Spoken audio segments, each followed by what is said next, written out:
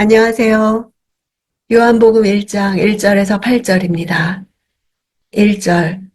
태초에 말씀이 계셨습니다. 그 말씀은 하나님과 함께 계셨고 그 말씀은 하나님이셨습니다.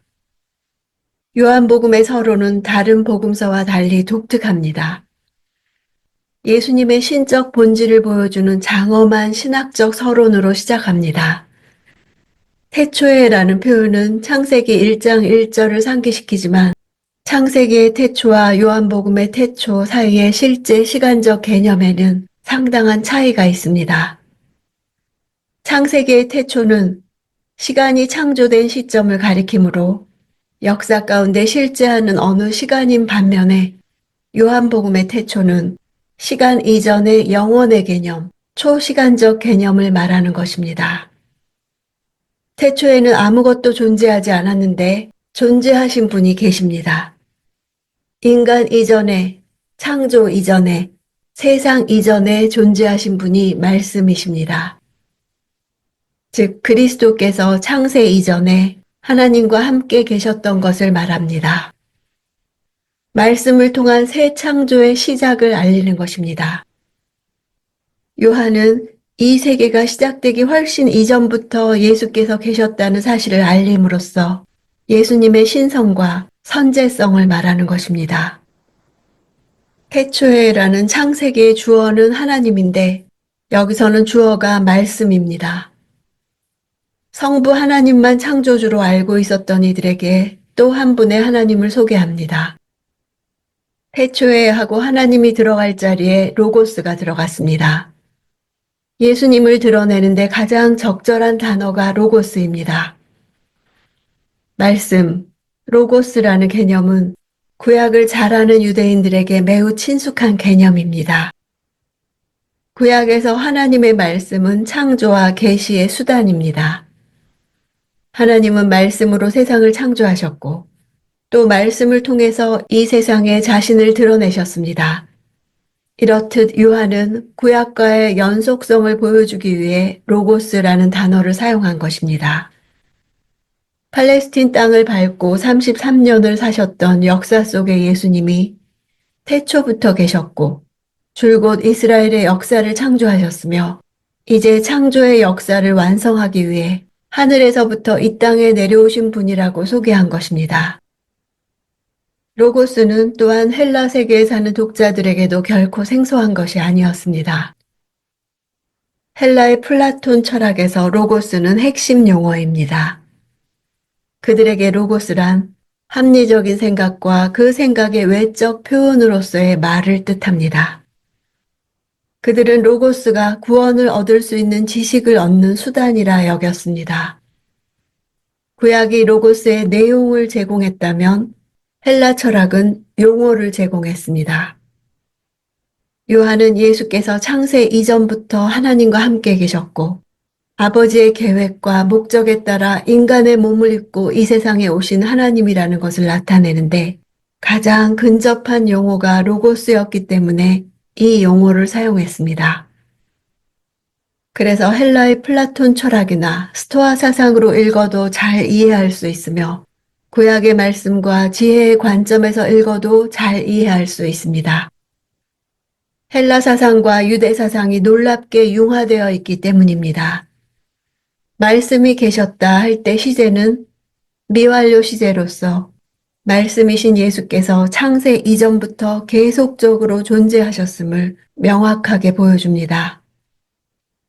하나님과 함께 계셨다는 표현은 하나님과 예수께서 별개의 인격체였음을 말해줍니다. 그 말씀이 하나님이셨다는 표현은 예수께서 본질상 하나님이시란 사실을 말하는 것입니다. 요한이 복음서에서 가장 드러내고 싶었던 것이 바로 예수님의 하나님 되심입니다. 3절. 모든 것이 그분을 통해 지음받았으며 그분 없이 된 것은 아무것도 없었습니다. 첫 창조를 말합니다. 말씀은 창조자이십니다. 그분을 통해 라는 것은 창조에 있어서 말씀의 역할이 결정적이었다는 뜻입니다. 창조의 주체가 성부 하나님뿐 아니라 성자도 되심을 보여줍니다. 존재하는 모든 것들의 기원이 로고스임을 분명하게 선언합니다. 4, 5절. 그분 안에는 생명이 있었습니다. 그 생명은 사람들의 빛이었습니다. 그 빛이 어둠 속에서 비추고 있지만 어둠은 그 빛을 깨닫지 못했습니다. 창조의 목표는 모든 존재하는 것을 생명과 빛이 되게 하는 것이었습니다. 말씀 안에만 영원한 생명이 있습니다. 어둠은 영적 무지, 죄, 죽음을 나타냅니다. 비추고 있다는 현재 시제는 이 세상이 창조된 때부터 계속 세상을 비추고 있었다는 사실을 나타냅니다. 이는 하나님이 단 한 번도 이 세상에 자기를 나타내시지 않은 때가 없었음을 알게 합니다. 하나님을 알만한 것들이 처음부터 만물 속에 보여졌던 것입니다. 일반 계시가 여기에 해당됩니다. 사람의 양심과 역사적 사건들을 통해서 그분은 이 어두움 가운데 처한 인류에게 깨달을 기회를 계속해서 주셨던 것입니다. 역사의 엄청난 전환점은 빛의 실체이신 예수님이 직접 어두운 세상에 오셔서 빛을 비추신 것입니다. 6절. 하나님께서 보내신 사람이 있었습니다. 그 이름은 요한이었습니다. 보내신이란 단어는 공적으로 보내는 것, 즉 임무를 맡기거나 권위를 부여해서 파송하는 것을 나타냅니다. 세례 요한의 출생이 구약 선지자들의 출현과 마찬가지로 하나님의 계획과 목적에 따른 파송이었음을 말하는 것입니다. 세례 요한의 출생이 신적 기원을 가지고 있음을 밝히는 것은 앞으로 세례 요한의 사역을 통하여 예수의 하나님 아들 되심이 명백히 밝혀지기 때문입니다. 7절. 요한은 그 빛에 관해 증언하러 온 증인이었는데 이는 그를 통해 모든 사람이 믿게 하려는 것이었습니다. 증언하다라는 동사의 명사형이 순교자입니다. 세례 요한은 목숨을 걸고 그리스도를 증거하도록 이 세상에 보내심을 받고 결국 순교의 거룩한 피를 흘렸습니다. 세례 요한은 이런 자기의 사명을 깨닫고 자신은 숨기고 예수는 드러내었으며 죽기까지 충성했습니다. 8절. 요한 자신은 그 빛이 아니었습니다.